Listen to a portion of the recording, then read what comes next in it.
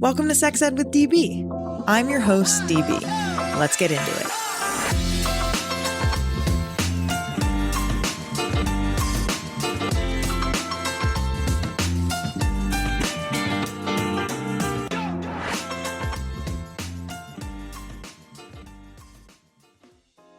Hey listeners, want to masturbate for science? Let me tell you about the Magic Wand study. The Magic Wand study is the first of its kind.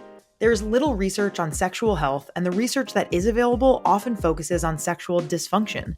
Few studies analyze the positive benefits of sexual pleasure, and the Magic Wand study will be the first scientifically backed study to analyze how a vibrator, specifically the Magic Wand Rechargeable, can improve participants' quality of life. The Magic Wand study will look at a range of sexual, physical, and mental health factors, including sexual desire, orgasmic response, partner intimacy, self-confidence, sleep quality, focus, mood, anxiety, stress, menstruation, and more. And did I mention participants get a free Magic Wand Rechargeable and a chance to win $250? Sign up now at magicwandstudy.com. Spots are limited. Check out the link in the show notes.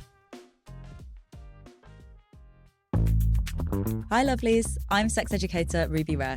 And I'm Megan Button Hansen, an OnlyFans creator, former sex worker and sex positive columnist. In our brand new podcast, The Ins and Outs, we're welcoming you to an unfiltered, playful and inclusive space to talk all about sex in all its glory, nuance and messiness. I feel like we're the sex education people need. We'll unpick all the big questions, like how do we talk about kinks and fantasies? Does stress kill the vibe? Oh, and does wearing socks actually lead to better orgasms? So come on in. Listen or watch wherever you get your podcasts. It's going to be juicy. Dr. Laurie, welcome to the show. How's it going? I'm great. Thank you so much for having me on the show.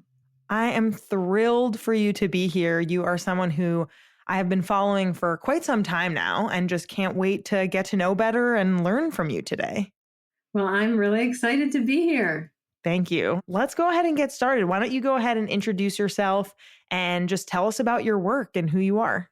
Okay, great. So I'm Dr. Laurie Mintz, and I'm a professor at the University of Florida, where I teach the psychology of human sexuality to hundreds of students a year. It's so much fun and such an honor. And I'm also a licensed psychologist and a certified sex therapist in private practice, seeing individuals and couples for general and sexual issues. And I'm also the author of 2 books, both aimed at empowering women sexually: A Tired Woman's Guide to Passionate Sex and Becoming Clitorate, Why Orgasm Equality Matters and How to Get It.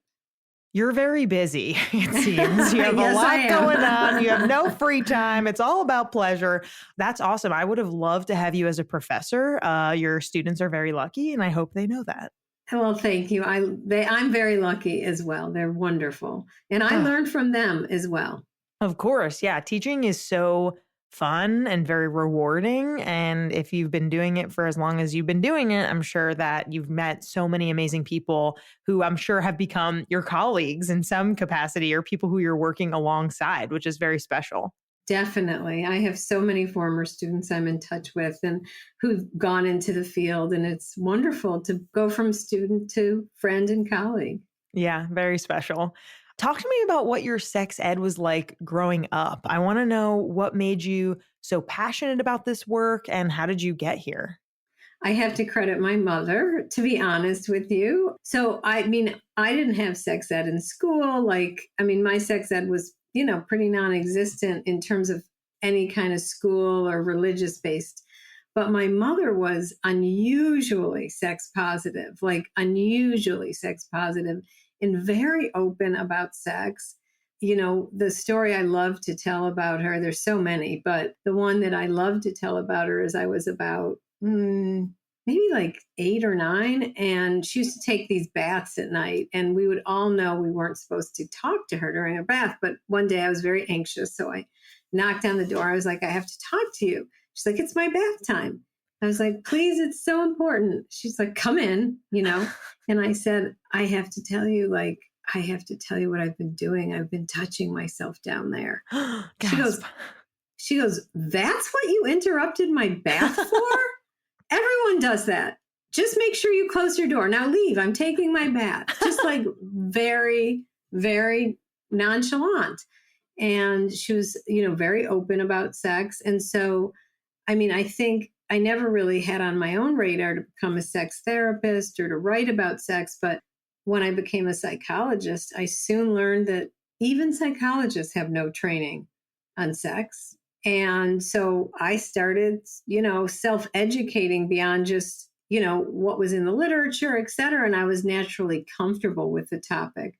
So I kind of was able to take the comfort instilled by my mom and put it into practice by always asking my clients about sex and then, getting more and more specialized training on it.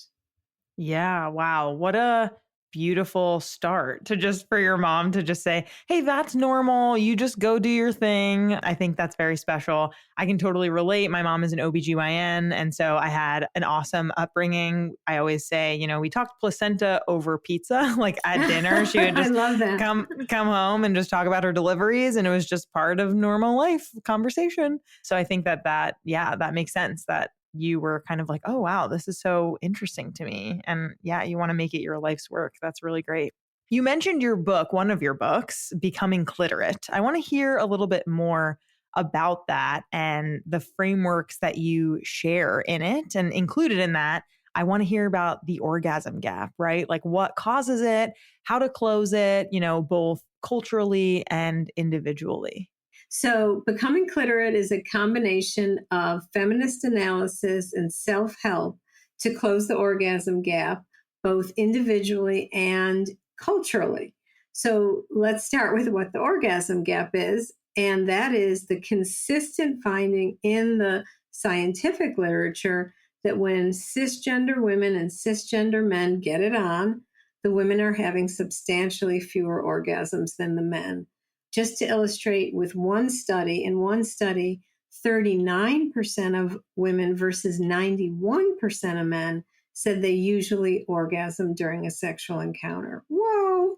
Now, that study didn't ask the context of the sex. Was it hookup sex? Was it relationship sex? But later studies found that, of course, right, it's huge, way biggest in hookup sex, gets smaller in friends with benefits, smaller in relationship sex, but it never closes altogether.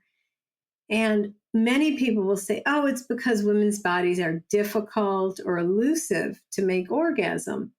Not true. How do we know that? Why? Because when women masturbate, they orgasm easily, and 95% do. And also, when having sex with other women, women have more orgasms than when having sex with men. In the most striking study, which just blew my mind, it was a small sample, but still, bisexual women who hooked up with women and men, so same woman, same body. When they hooked up with women, they said they orgasmed 64% of the time during first-time hookups. With men, 7% of the time. Oh my God. Stark. Yeah. And what does that tell us? It tells us that the problem is in our bodies. The problem is the way we do heterosexual sex. And that's what Becoming Clitorate aims to expose and change culturally and in individual bedrooms. That is so incredibly important. And I really love the idea of using science and data to show, like what you said, this isn't a problem about the vulva or the vagina or the clitoris. Those things are working very well as our good Lord intended. But like, I just feel like that is so wild that when cis women are masturbating, they have no problem. Yet in our media, in our society, what we learn about through these cultural messages is that, oh, it's too hard to make women orgasm. So you might as well just focus on the male pleasure, right? Like that's what the porn is, the cum shot. There's like all of these kinds of things that are focusing our attention on ensuring that if, you're talking about a cisgendered heterosexual experience, that the man ends up orgasming. And that's just not needed. And it's more about teaching people how to give women pleasure. And do you have any kinds of theories on like why, for example, like the orgasm gap is lessened with lesbian women or with gay men? Like what's going on there? Are queer people pleasure wizards or is something else happening? So, and I think it goes back to exactly what you said. And this is really the thesis of becoming clitorate. And then I talk about how to change it culturally and individually. But it is the way we do heterosexual sex. We revolve the whole thing around penetration, around intercourse. And the bottom line is that is not the way most women orgasm. In fact, only 4% of women say penetration is their most reliable route to orgasm. Yet in heterosexual sex, it's like this staircase model, foreplay just to get her ready for intercourse, male orgasm, sex over. Whereas in lesbian sex, there's much more turn taking. There's no penis to revolve the whole thing around. So penetration is only included and incorporated if someone finds it enhances their pleasure, which for some it does, and for some it doesn't. So it's a choice rather than, the intercourse imperative that goes on in heterosexual sex. And that is the reason for the orgasm gap. And I'm not blaming women or men. I'm blaming culture. We are so misguided by culture that, women think, oh, I can do this when I'm alone, but I won't need it with a man. And men, get their messages from porn, lots of long lasting thrusting, which isn't going to result in orgasm. And for many women is going to result in pain. Right. It's like, no, please, I'm begging you to stop. Like that's not feeling good for me. Yeah. So it's really a cultural problem. Right. Yeah. I think that's so right. And I think like for me as a millennial woman, like seeking these messages from movies that I, am watching of thinking, okay, why is it like thrust, roll off of me, sex over? Somehow the woman is screaming in pleasure. And like realistically, that's maybe only happening for 4%, as you mentioned, of women. Right. And it's so interesting because you said like as a millennial woman, and this is problem I think's gotten worse, not better, because like I'm in my 60s, right? And I used to talk to my mom before she passed away, and she was in her 80s. And we didn't have good sex ed either, right? So we talked to each other. We figured it out. But millennials don't have good sex ed, but they have something instead. They have false images. Right. That we didn't arguably have. Worse, question mark? Yeah, exactly. So I think things have gotten worse, not better. I can't tell you how many young women have said to me, I think my vagina's broken.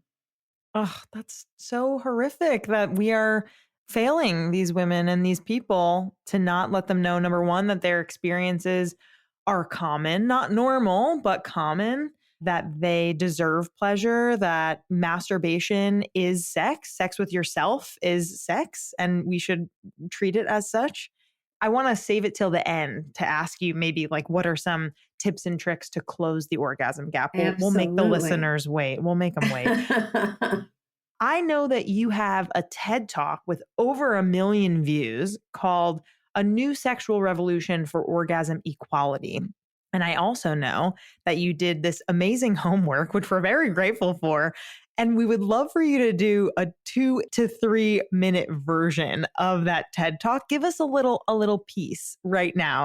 I think our listeners it would behoove us to listen to you. I would love to. So the actual talk is 12 minutes. And actually, I'll tell you something very interesting, which I don't have in this talk. The talk online is actually, it doesn't include the first 3 minutes. The recording broke, and I had to go into the studio and find a place to start it. But I will tell you that the first 3 minutes involved me telling a hysterical story about my mother, which I don't have in this 3-minute version. But if you want me to, I'll come back to, because it's one of my favorite stories about my mother ever. Oh, I love it. Let's definitely hear that afterwards. Okay, so my favorite part of being a sex educator is helping people replace sexual myths with science-based facts. And of all the falsehoods that I correct, there is one that has the power to dramatically change sex lives for the better. That falsehood is the idea that women should orgasm from penetration alone. Very few women orgasm from intercourse alone. In anonymous polls conducted across many years and with thousands of my students, only 4% of women say that their most reliable route to orgasm is intercourse alone. The rest need clitoral stimulation. Yet, despite the centrality of the clitoris to women's sexual pleasure, we never learn about it in sex ed, and we rarely see it depicted in media images of sex. Instead, what we see is very little fooling around. The man puts his penis in the woman's vagina, and she has an instantaneous orgasm. It's no wonder that the number one question women ask me is, how do I have an orgasm during intercourse? And the number one question men ask me is, how do I give a woman an orgasm during intercourse? And magazines routinely answer this question. They publish articles on, quote, the best sex position for her orgasm without mentioning the clitoris at all. The language used in these articles and in our culture as a whole reflects and perpetuates the overvaluing of male sexual pleasure that is at the heart of the orgasm gap. We use the words sex and intercourse as if they were one and the same. And we call everything that comes before intercourse foreplay, implying it's just a lead up to the main event, despite the fact that foreplay includes the type of clitoral stimulation most likely to bring women to orgasm. And we call all of women's genital anatomy a vagina, thus linguistically erasing the part of ourselves that gives us the most pleasure. We call our entire genital anatomy by the part involved in penetration and male pleasure. If the tables were turned and we overvalued women's sexual pleasure, we would call foreplay sex and intercourse postplay. Sorry, that's really funny. Keep going. But I am not suggesting we turn the tables. I am proposing that we start equally valuing women's and men's most surefire routes to orgasm. Wow. Done. Oh my gosh. That is so, yes. I have never in my all years of doing this, even though sex educators talk about this a lot in terms of, you know, the vagina, we're mislabeling it. I thought of that as a separate issue, right? Then the fact that we are not talking about the clitoris enough and only talking about sex in the context of penetration, that as another issue. But putting them together, the fact that we say vagina because it involves a penis, it's like another layer that I have not even considered. You just broke my brain in a good way. Once you see it, you can't unsee it. You can't. Yeah, Wow. It's so deeply, the devaluing of women's sexual pleasure is so deeply ingrained in the fabric of our culture that we don't even notice it. Yes. Wow. That was an amazing test. I can't wait to watch the entire thing. And I would love to hear the story about your mom. So I opened the talk and I was so sad it was cut off. I said, and I do remember this part without even looking because it's a story my family's told over and over. When I was 8 years old, I looked inside my father's nightstand drawer and found condoms. The sex researcher in me then started going there once a day to count to see how many were missing. And I did this for about a week, and then I felt really guilty. So I fearfully confessed to my mother. I said, "Mom, I've been counting Dad's condoms every day to see how many are missing." Without missing a beat, my mother said, "Well, did we have a good week?" I then told her the number that was missing. She said, "Pretty good. Stay away from the drawer. And do you have any questions about sex?" Wow. Isn't that cool? I would have loved to have met your mom. She sounds like an amazing person. She was a character. Yeah. Also, are you from New York by any chance? I am. Okay, Well, from 'cause I'm Buffalo, from- New York.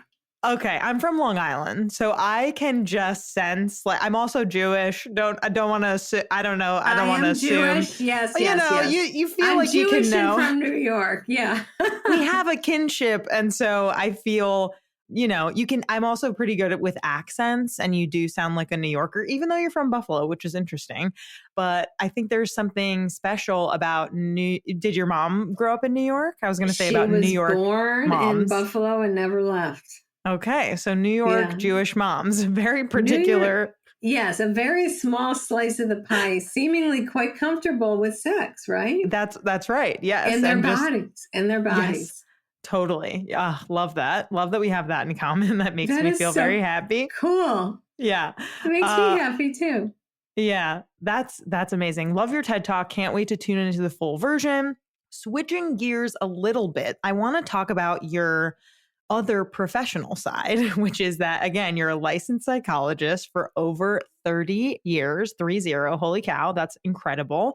And I'm sure that the listeners are curious about this too, but I want to hear about the issues that come up most when it comes to couples that you see together. I'm personally a big proponent of couples therapy. I think it's just I'm a big proponent of therapy in general. I think it's just an amazing tool that individuals and couples can and should use to better themselves in their relationships and their relationship with themselves, honestly.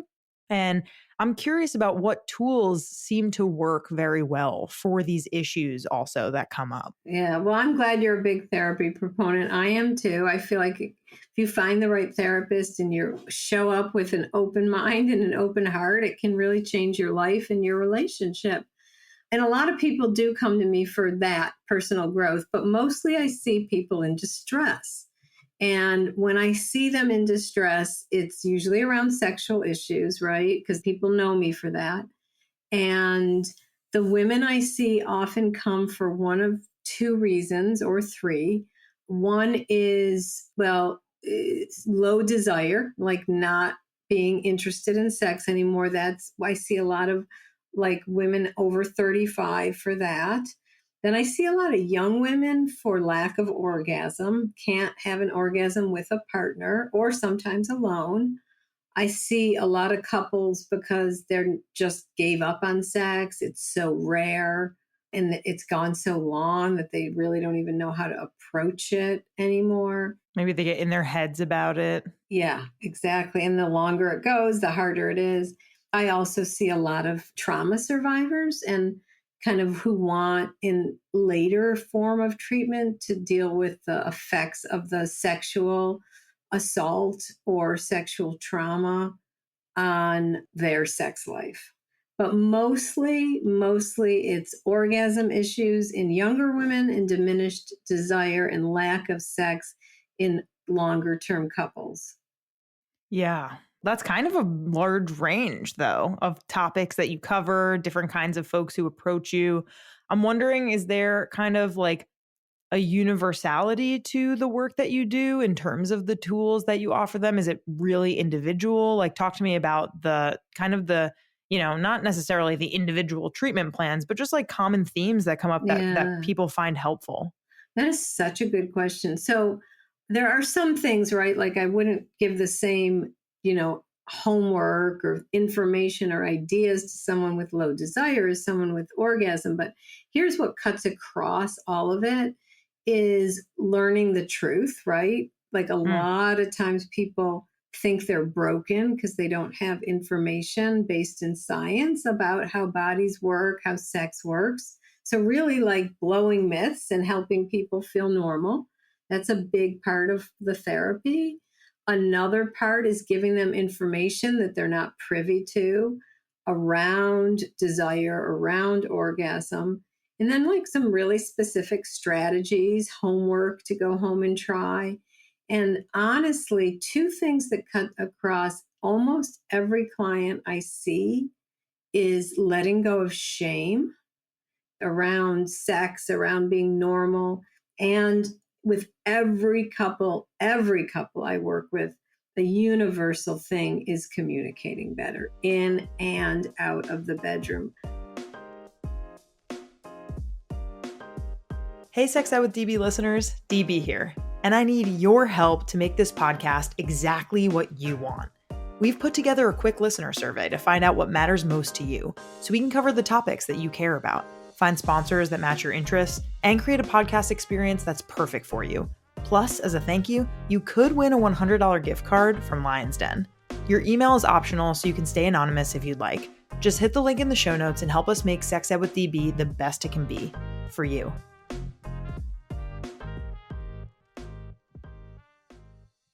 I'm sure this kind of comes up in your therapy just around like culture and the different way that people are raised when they are taking the kinds of communication that they were taught, whether that be their family talked about everything or their family talked about nothing or somewhere in between that spectrum. I imagine it's really tough to figure out how to deal with and work with different communication styles and the way in which we talk about these things if we're already feeling so much shame or so much worry around the things that are happening. It can be really hard to really have a productive conversation where both people are feeling heard and like met in the middle. Exactly. 100%. Like so many people get defensive, people shut down, people feel criticized when they're not being criticized. People say something in a way that sounds critical. And there's so much. And then people carry these things with them. There's a metaphor I use with almost all of my couples. I say that for every relationship we have, we carry an invisible backpack on our back. And we walk around and we like pick up a pebble and we're like, not worth it, throw it in the backpack. Or we pick up a rock and we're like, oh, I got to work this out. We try, we don't, throw that in the backpack.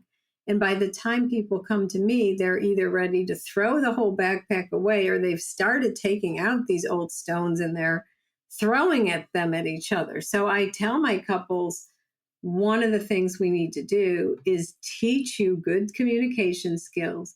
Then we'll look at the backpack, we'll take those rocks out and say, do we really need to redo this? Can we just truly toss it now and then go through the stones? We have to, but let's learn skills to keep the backpack empty.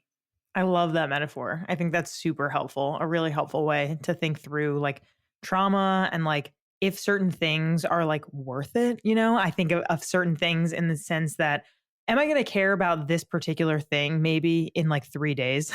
Like, if not, is it really worth like whatever feeling or story I'm telling myself about this feeling? And if it's not, like, throw it in the garbage or the backpack or whatever, you know, whatever kind of thing that you're thinking. It's a pebble, right? Like maybe it's really not as important as I'm making it out to be. And that's, I think, a helpful thing for me personally. Let's talk about your incredible Twitter presence because you are one of the most fun people to follow on Twitter and on Instagram because you amazingly, very smartly repost some of your content there. But your tweets are so clever and they really do offer someone a small step forward into the conversations and the topics that you talk about when it comes to sexual health. Thank you. And yeah, of course. And I'd love to, let's read through some of your, in my opinion, some of your best, most recent tweets. And I would love for you to expand upon them here if you're down for that. Of course. So tweet number 1, go down a water slide without water and you'll understand why foreplay is so important. Right. Like, tell me about that. Talk to me about what that means. Yeah. So, you know, I don't like the word foreplay, but I use it there because people know what it is, right? It's the stimulation prior to intercourse. But basically, what happens in sexual arousal is 2 things. Our vaginas lubricate. Sometimes not enough, actually. That's a whole nother topic. And that's why lube is your best friend. But our vaginas do lubricate to some extent, some more than others. And our cervix pulls up and out of the way. And if you have penetrative sex before those things happen, it's going to hurt.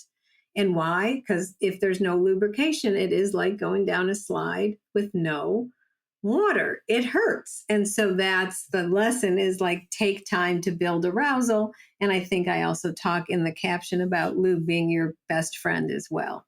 Totally. Yes. And I think that it's so important to remember that again, back to these cultural and media messages that we're getting where people are just ready to go and they just insert random cowboy. Like, that's not happening. That hurts a lot of people. And you need to warm yourself up. You need to do whatever kind of interaction, whether that be kissing or mindfulness or touching or using a toy, in order to release some of that lubrication and get it moving.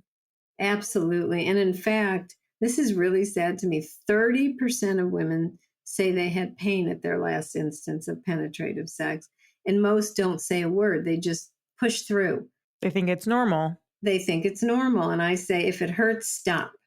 Use some lube, see a doctor. There's lots of different reasons for sexual pain, but a big reason for sexual pain is not being aroused enough before penetration. And that's what that tweet is about. Yes, I love it. Moving on to tweet number 2, research finds that about 40% of men are dissatisfied with their penis size. 98.5% of them want it to be bigger, despite having average or above average size penises. Yet again, another example of false media images messing with people's sense of self. Like, I love this because I just want you to talk to me about the ways, we've been kind of dancing around it, but that the media depict accurate and mostly inaccurate depictions of sex and penis size.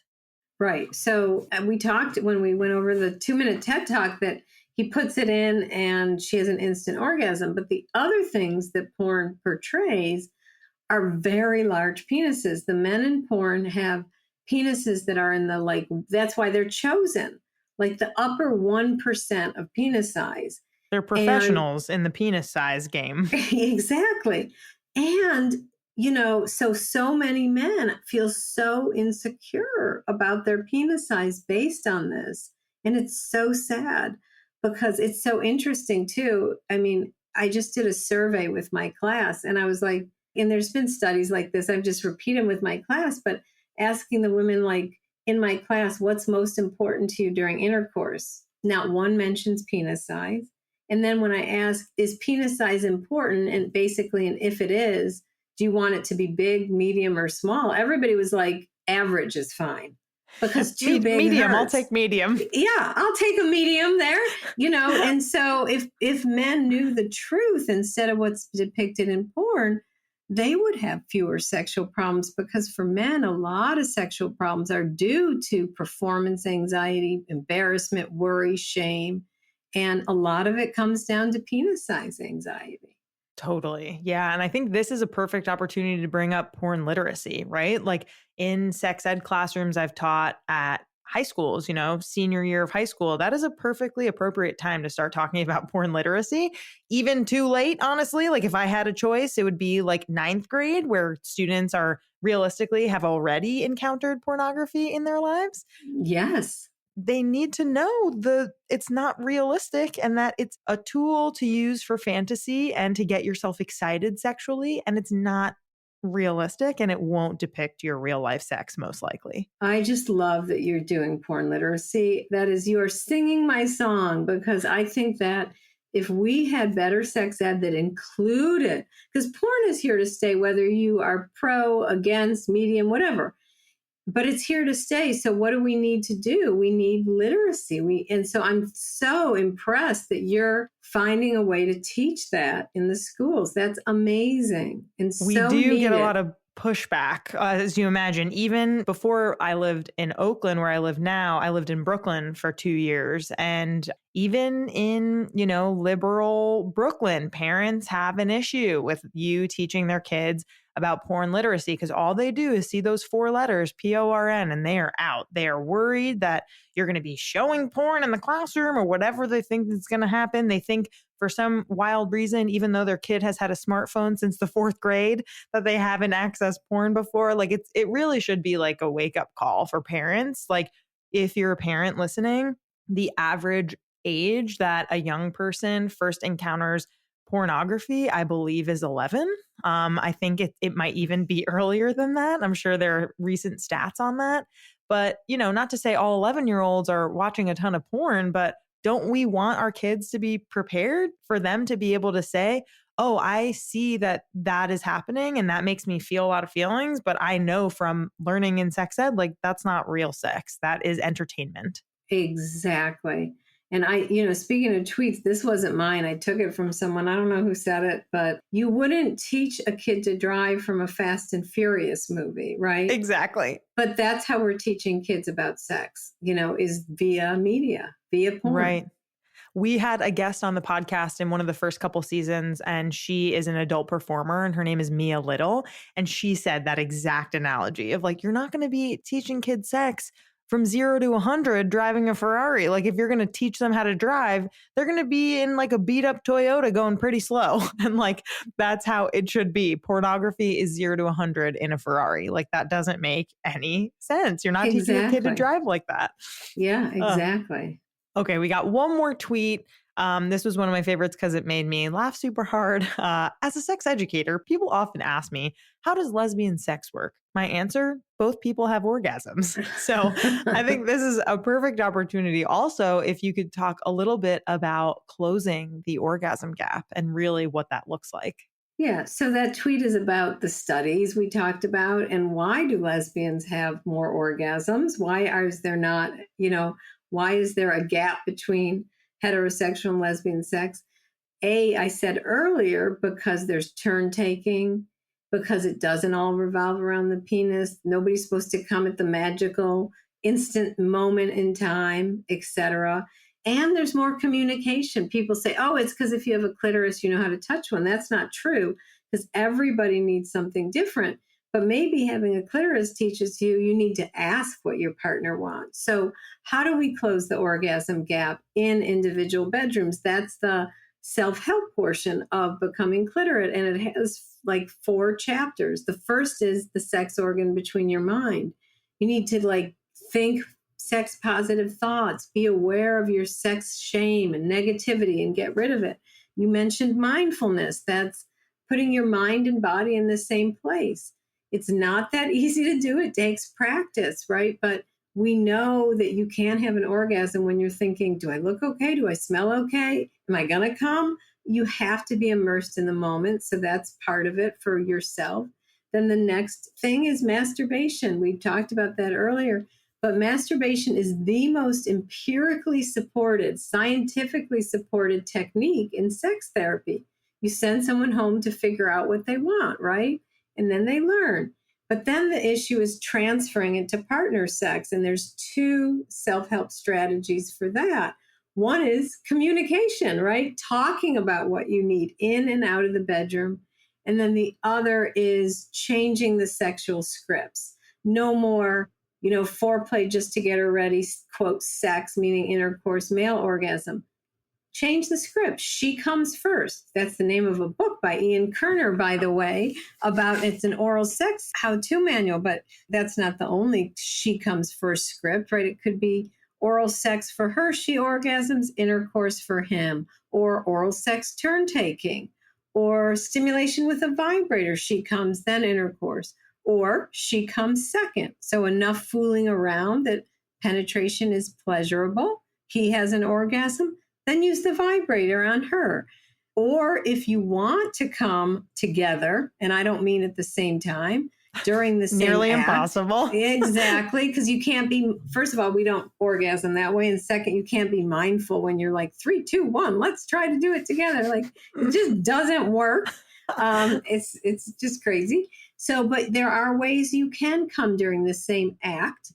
Use your hand or a vibrator during intercourse, or use what's called a couple vibrator. There's all different kinds of wearable vibrators, right? Where, there's cock rings with attached clitoral vibrators, for example.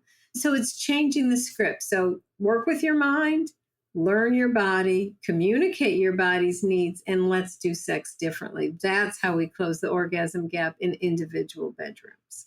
Oh, God, I love this. This is just even just you describing these acts, I think is like atypical, which it shouldn't be for sex educators to be like, okay, this is literally how you can do it. Like, here are all the options at your disposal. Use whatever works best for you. Like, I really think that you're demystifying these things in a way that feels so comfortable, so easy to talk about. And I'm just so glad that we've had you on this show for our first episode of the season. I'm so happy that you're here. Well, I'm so happy to be here, and I so admire the work you do. And now I'm even more excited and admiring knowing that you're doing porn literacy. So it's been such an honor and a pleasure. Thank you. Of course. And let's talk really quickly. Our last question here is, I want to know what's next for you. Like, what are you up to? And where can our listeners find and follow you for more? Well, the first question I'm going to take, what do they call it? Pleading the fifth. I do have another. Something secret. Yes, I do have something possibly coming out secretly. Okay. Maybe still, We'll see. so I can't really talk about it yet. But I can say one thing I have been doing more of that is public. You mentioned your mom's a gynecologist. Sadly, very few gynecologists get training on sexual health. So I've been so honored lately. I've been speaking at national OB-GYN conferences and district ones, and that's been very meaningful. In terms of where people can find me, you can find me on my website, which is www.drlauriemintz.com. So DR, then my name, LAURIEMINTZ.com. And there's links there to all my social media. But you can follow me on Instagram, Facebook, Twitter, Pinterest, all with the same handle, Dr. Laurie Mintz.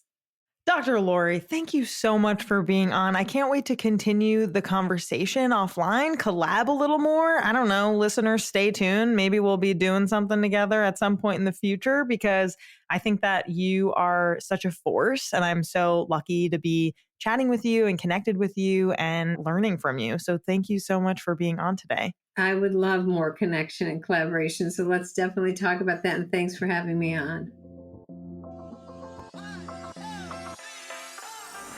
Our creator, host, and executive producer is me, Danielle Bezalel, aka DB. Our co-producer and communications lead is Catherine Cohen. Our co-producer is Brian Peoples. Our social media intern is Sarah Kelly. Our music theme is by Hook Sounds. Thank you so much to our featured guests, partners, and our listeners. Want to advertise with us? Email us at sexedwithdb@gmail.com. For more sex ed content, follow us on IG at sexedwithdbpodcast and on TikTok at sexedwithdb. See you next time.